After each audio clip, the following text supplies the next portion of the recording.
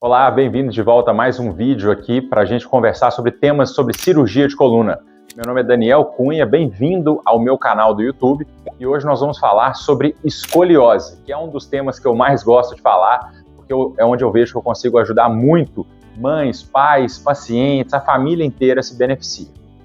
Quando a gente fala de escoliose, escoliose é um termo vago, que basicamente quer dizer que a coluna entortou, a coluna saiu do lugar. Quando você vê uma pessoa de costas, ou mesmo de frente, e ela está torta, ela está desviada, ela tem uma escoliose. Não confundir com os termos cifose e lordose. Cifose e lordose são quando a gente vê o paciente de lado, você está vendo a pessoa de lado, e essas são curvas fisiológicas ou chamadas de curvas normais.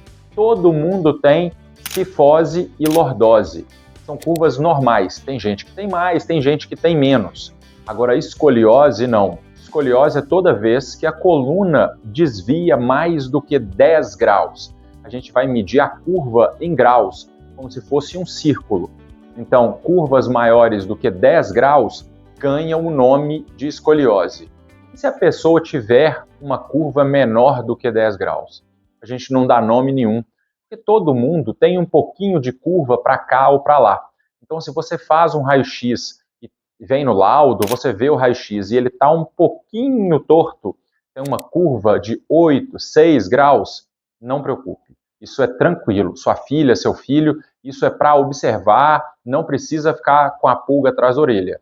Todo mundo tem um pouquinho de curva para cá e para lá. A partir dos 18 anos, a gente começa a envelhecer e essas curvas podem aparecer pequenas. Começou a ficar grande, aí sim é hora de preocupar.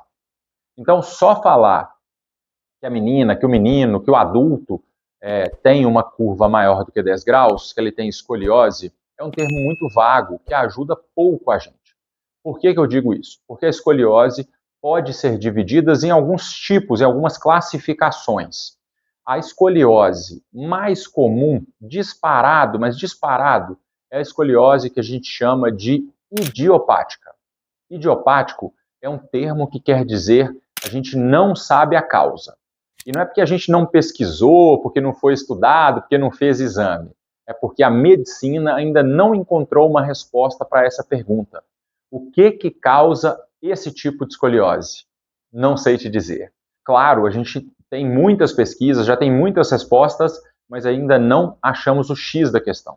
O componente genético, ele é muito importante, mas ele também é muito complexo.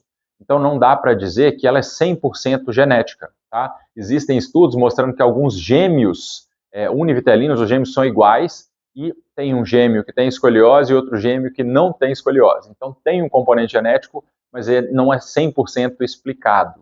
Tem alguns fatores ambientais também, mas isso não cabe ao caso. É importante saber que a escoliose idiopática é aquela escoliose onde a coluna é perfeitinha, você olha o raio-x, não tem nenhuma vértebra mal formada, a coluna está ótima, só que ela saiu do eixo, desviou. A principal faixa etária onde esse tipo de escoliose acontece é nos adolescentes, ou melhor dizendo, nas adolescentes, porque ela é mais prevalente nas meninas do que nos meninos, principalmente curvas grandes, curvas maiores do que 20, 30, 40 graus, aí a proporção de meninas que são afetadas é muito maior do que a de meninos. Acontece a partir dos 10, 11 anos e por isso a gente chama de escoliose idiopática do adolescente. Mas também pode acontecer antes dos 10, chamada de escoliose de início precoce. Antigamente tinha uma outra divisão de juvenil, infantil, mas hoje em dia a principal sociedade, que é a SRS, que é a sociedade que estuda mais a escoliose, chegou à conclusão que tem basicamente a escoliose de início precoce, escoliose antes dos 10 anos, e escoliose do adolescente depois dos 10 anos. Se você descobre essa escoliose depois na vida adulta, vira uma escoliose idiopática do adulto. E é importante fazer a distinção tanto da idade quanto do tipo de escoliose, porque o tratamento varia de acordo com a idade e o tipo. Existem alguns outros tipos de escoliose. Além da escoliose idiopática, nós temos a escoliose neuromuscular, onde existe uma doença, o menino ou a menina é afetado por algum tipo de alteração. E dessas, da neuromuscular, A mais comum, disparado também, é a escoliose causada pela paralisia cerebral. Os meninos que têm paralisia cerebral, principalmente os meninos que são mais acometidos, que usam cadeira de rodas, que não conseguem ter controle do tronco, vão ter maior chance de desenvolver uma escoliose. Só que o tratamento, apesar dos dois receberem o mesmo nome de escoliose, o tratamento é totalmente diferente.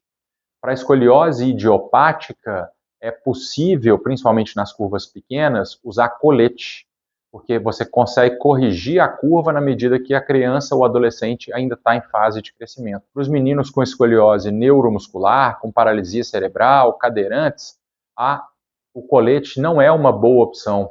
Eles não têm controle de tronco, eles ficam meio que sambando dentro do colete, o colete acaba que machuca a pele deles e não consegue parar a progressão da curva. Então, por isso que vale a pena a gente fazer essa distinção. Apesar do mesmo nome escoliose, tem alguns tipos que vale a pena e o tratamento é totalmente diferente. Um terceiro tipo de escoliose que a gente pode conversar também é a escoliose congênita. Congênita vem do termo já nasceu com essa alteração. Congênito, quando a gente vai falar que uma escoliose é congênita, é quando o bebezinho ou a criança muito pequena faz um raio-x e a gente nota uma vértebra mal formada. Os quadradinhos da coluna, os pequenos legos onde formam a coluna, eles vão ter algum tipo de malformação. Uma vértebra nasceu faltando um pedaço, ou uma vértebra nasce colada na outra, e isso vai trazer uma deformidade da coluna na medida que a criança, que o bebezinho vai crescendo. E, de novo, apesar de ter o nome congênito, o tratamento é totalmente diferente. E tudo depende do tipo de malformação. Se é uma só, às vezes tem criança que nasce com várias vértebras com problema e elas podem uma colar na outra e causar uma alteração. Tem gente que nasce com malformação, um problema na vértebra, mas também tem problema em outros órgãos. Então tem que fazer uma investigação do coração, dos rins, esôfago, outras coisas, urina, bexiga, tudo isso precisa ser muito bem investigado. Então, esse vídeo foi para trazer um pouco de informação sobre escoliose, alguns tipos de escoliose, depois vou fazer mais vídeos específicos só sobre a idiopática, sobre a escoliose neuromuscular, sobre a escoliose congênita, mas tendo mais informação, você sabe o que está acontecendo com você, com a sua filha, com seu filho, e quanto mais informação você tiver, mais fácil vai ficar o tratamento. Pelo menos menos trabalhoso, né? Porque a escoliose é uma alteração que afeta a família como um todo. Ninguém sai, toda família que tem um paciente, uma pessoa, uma criança com escoliose, todo mundo está envolvido no tratamento, todo mundo tem muita dúvida, e é ótimo que essas dúvidas sejam trazidas para o consultório, para que a gente possa esclarecer, possa falar sobre os mitos, sobre as verdades da escoliose. E deixa eu te falar, tem muito mito e muita coisa errada aí na internet. Então, cuidado onde você vai pesquisar, cuidado aonde você vai ler.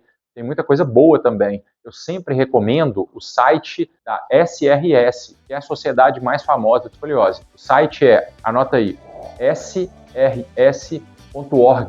Lá tem informação para médico, tem informação para familiar, para os pacientes, tem uns folders, uns livros que você pode baixar para ter informação sobre o que está acontecendo. Recomendo muito, é o que eu mais acredito. Tem outras também, que também são de confiança, e recomendo que você obtenha informação de confiança para que você fique mais leve, vocês fiquem mais leves e o tratamento possa ser levado de uma forma tranquila. Eu espero ter ajudado a elucidar um pouco dos mitos da escoliose.